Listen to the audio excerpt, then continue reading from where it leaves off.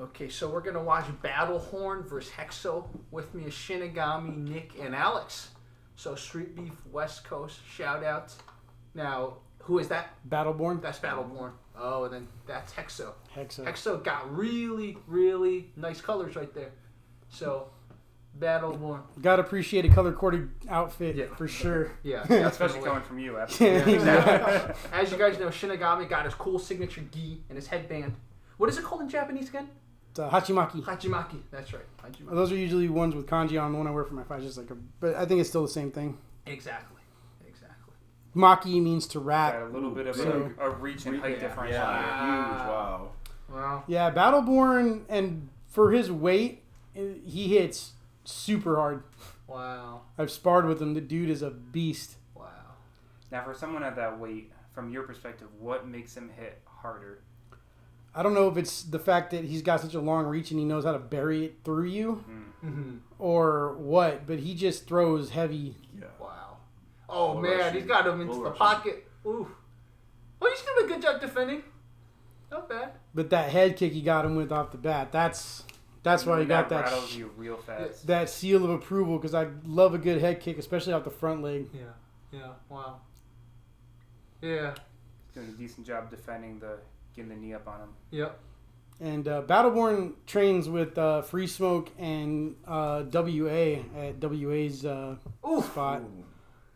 Bam! Oh! Right there, another head kick. And And you could just tell when Battleborn twisted his body slightly there, Hexo was not expecting that first punch to the head. Wow. That kick. Shinigami seal of approval. Wow. Right there. This definitely deserves a replay. And that's the thing, too. I mean, he's got a long reach, but he's really good on the inside. Yeah. Like, you don't expect guys with a reach like that to be... That's true. Like, that's your general counter for guys with a longer reach than you just get on the inside. Yeah, exactly. But it's... Yeah, he will sit there and get close and just start railing on you like that. Yeah. He does an especially good job keeping his body composition. Even though Hexo got his left arm in a lock there, his right arm was still wailing strong. Mm-hmm. Yeah. Little tomahawk elbow to the kidney. And even that reach around the Hexo is trying to do towards the kidneys, it has no leverage on it. Mm-hmm. Yeah. Those tomahawk elbows are probably one of my more interesting things I like to see out of Muay Thai. And that's what I was talking about right there, that little hit that he had when he turned his body. It's just when you have someone, like if you had someone with Hexo's same body type, you'd never be able to land that. So he may look so casual. Yeah, exactly. So, yeah, that little punch, we'll see it in slow motion right here. It's almost like he's turning away to reset. Yeah. So he sets it up with like the little uppercut and then switches stances left up and then with the high kick. You could tell he was just waiting for Hexo to try and do a kick or try and do anything and wait for him. Yeah, exactly. Wow. So Battleborn versus Hexo. So this also is one that Shinigami recommended. Free Smoke versus El Gallo. Okay. El Gallo's the one with tats. That's how you guys forget who's who.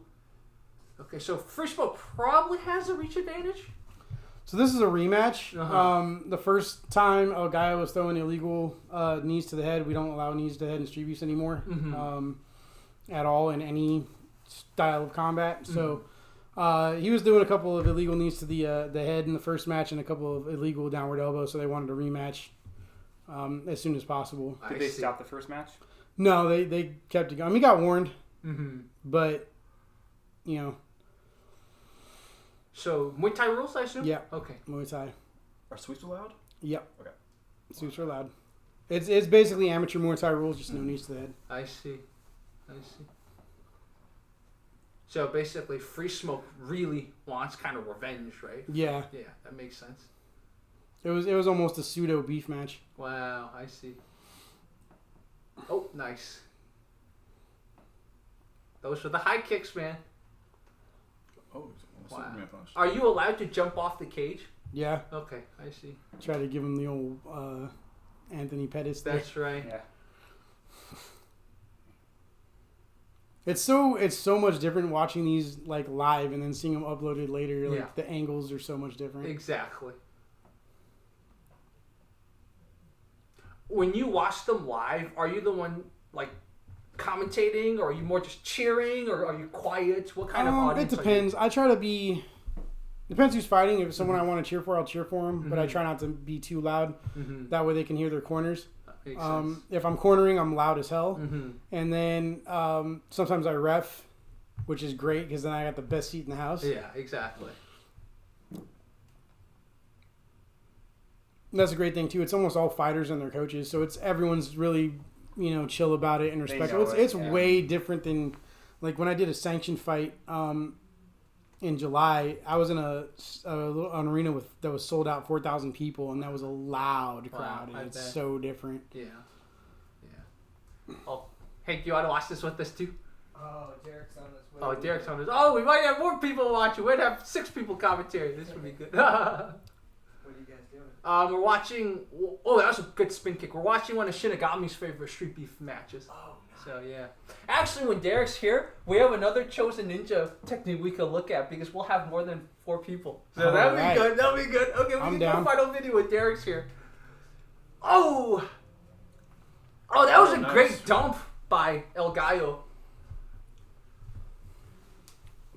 So, Shinigami, because you're mostly karate based, when you fight Muay Thai, what are some things you do to take on Muay Thai?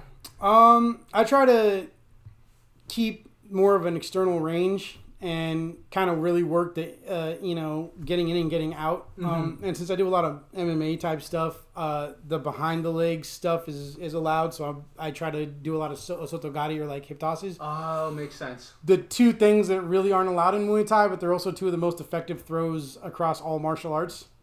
So that's what I like to do. If I'm forced to clinch with them, I'll hip toss them. Nice. That makes sense. I try to avoid the leg kicks a lot because that will limit you in your mobility. Yeah, exactly. So, Free Smoke landed a pretty good right on El Gallo before entering the pummel. So, now, the way Street Beefs is scored, Shinigami, is like a point system, right? No, we actually don't do a point system. We'll have some people in the crowd kind of judge who they felt was more controlling everything, but they really don't have a point system. I see. I mean, most of the time, the fights have a clear winner. Someone will either quit or get knocked out or submitted or just be utterly, controlled most of the fight. It's usually one-sided. I see. In the event that it is close, it's clearly Smoke is controlling it, though. He's got good ring commandership and, keeps getting him up against the fence. That was a great elbow.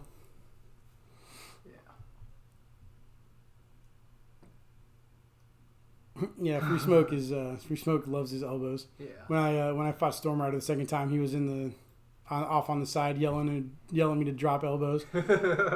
Elbows right there. It's like I'm trying to set up a submission. Shut up. Exactly. So 2 teeps by Free Smoke. Oh, well, that's pretty good. He did not get tripped. El Gallo's definitely. Spinning back fist. I was gonna say he was hesitating, but not with the spinning back fist. Wow. He just happened to catch him right in the right time, where he was like it was more of a slip than a knockdown. Yeah. But it is what it looks like. Yeah. Kind of like I had the same problem. I actually slipped on a wet spot in my corner at that sanction fight I did, and it looks like I fell on my own. Like I just hit my footwork wrong or something. Kung Lee in his first Scott Smith fight, he slipped, right? And he slipped and he caught. So it looked like the guy dropped him, but he actually just slipped. And then that was the first loss for him. Oof, that was a great hook by Free Smoke.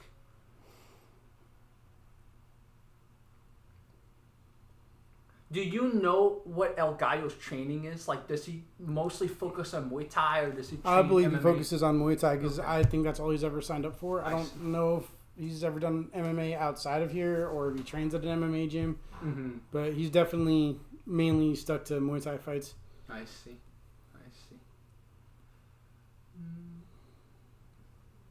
Trying a leg kick by El Gallo.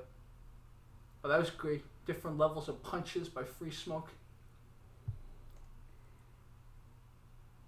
I think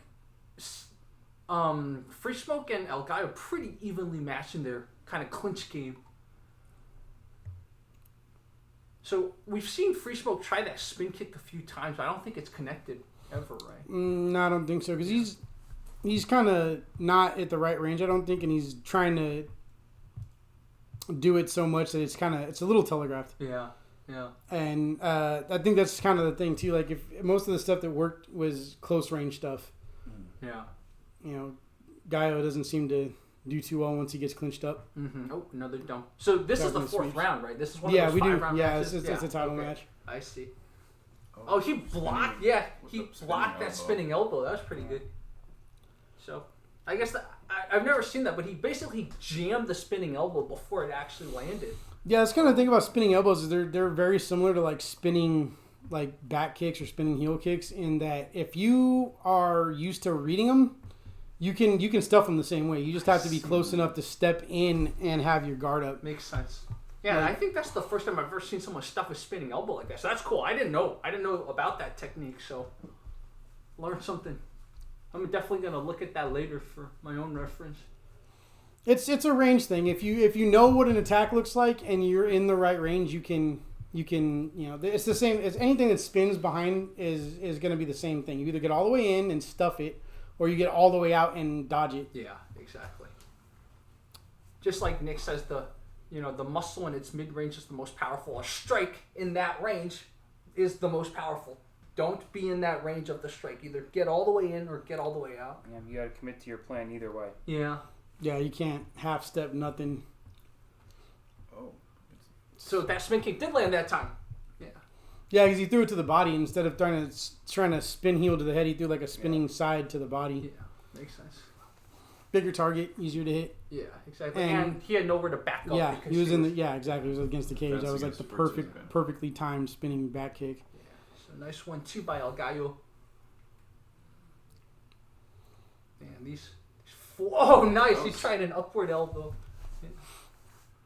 Yeah, you don't see those a lot either. That's such a sneaky little.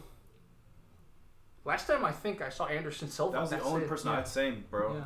It's the only person I've seen that landed like that. Yeah, because those are hard to get and they leave you open. Yeah, definitely. It's one of those tough positions where you can't, if you don't land it, you can't pull the arm back fast enough to protect you. Makes sense. Oof. Okay, I think Free Smoke is in it to win it for this round. Because I think so far it has been pretty close. So, what do you think, Shinigami? Yeah, I mean it was a close fight. Mm-hmm. They had to deliberate about it for a second. Oh, I see. I mean, Smoke definitely had just the ring control was I think the biggest thing for him because the strikes landed was pretty close. I mean, he definitely is up this round though. Yeah, definitely. And I think part of this is El Gallo looks much more tired, whereas Free Smoke looks like I still got it. So there's a little bit of like presentation involved in fights, man. Not a little bit, a lot. I mean, and then El Gallo keeps throwing really big stuff. Mm-hmm. See, there was one of those illegal elbows he threw before. It was 12 to 6s, and right on the back of the head too. Yeah. Jeez. So Nick, is the back of the head just thinner, like the skull wise? Is that why it's so dangerous to hit to the back of the head? No, it's not thinner necessarily. Mm-hmm. I mean, there is a certain area where you go below the base of the skull by the upper vertebrae of the C-spine. That's definitely more, potentially more fragile in there, potentially more exposed. Mm-hmm. I mean, I really think the big thing is you just can't see it, right? So they don't love if you get you locked up, hits to the back of the head, and if there's a lot of swelling that can happen back there, let's say you get a ton of kicks to the thigh, quad swell up, they bruise, makes you less likely to use a muscle. If you get a ton of swelling up by the upper neck, that can get a bit dangerous for brainstem area and spinal cord. So they wanted definitely to encourage that a lot less. I make sense now. Plus, there's some pretty gnarly fractures you can get in there too. Oof. Oh, and then like can't the occipital lobe or whatever that is, like at the back part of the brain split open there? Cause yeah. So that's what we're talking about, like the occipital part of the brain, as far as the bone that goes back there. Mm-hmm. That's not any more fragile than the rest of the skull. But what's behind it, right, is a little bit. Exactly. I see. Makes sense. Okay, so this fight is ended, and this is what you're talking about. They deliberated for a while. I see. Okay, cool. Well, that was a very I like the technical aspects of this fight. We saw a lot of cool techniques that, like, when you think stereotypical street beefs, you wouldn't see, right? Right. So this was a great match to show everyone. I think that's the thing about the West Coast branch too, because and you kind of saw it driving back over here, and you see it all over Southern California, just the West Coast in general. Almost every major city, even small towns, there's so many martial arts schools out here. I think there's a lot more martial arts schools on the West Coast than there are anywhere else in the country. Yeah. So we have not to talk any kind of smack about the other branches, but I think we definitely have a higher amount of skilled, trained fighters than a lot of the other branches. Like, you watch the OGG branch, and most of those guys are self-taught in their backyard, show up. Yeah, and exactly. you have some really standout examples like Lamb, who does absolutely everything wrong and still knocks people out or makes them quit. I mean, literally everything wrong. Shout out to Icy Mike. He did an analysis. But, this is something, if you know your stuff, you're going to watch those Lamb fights and notice, okay, he's doing all kinds of stuff he shouldn't do. He's putting himself in bad positions, and then somehow he's still winning from all this stuff. And it's just bizarre. Yeah. Which is, again, one of the unique things about Street Beefs is just about anybody gets to test themselves if they want to. Yeah. Everybody loves a Rocky story. Yeah, exactly. Exactly. Cool, guys. So we have Shinigami, and if you go on YouTube, just search Shinigami, Street Beefs, or Shinigami the Reaper. You'll find him. We have Alex. Alex has been on the channel many times. And then we have Nick, and his Instagram handle is nickdavis_PT. So that's the team today, and we'll have this dream team again soon. This was so fun.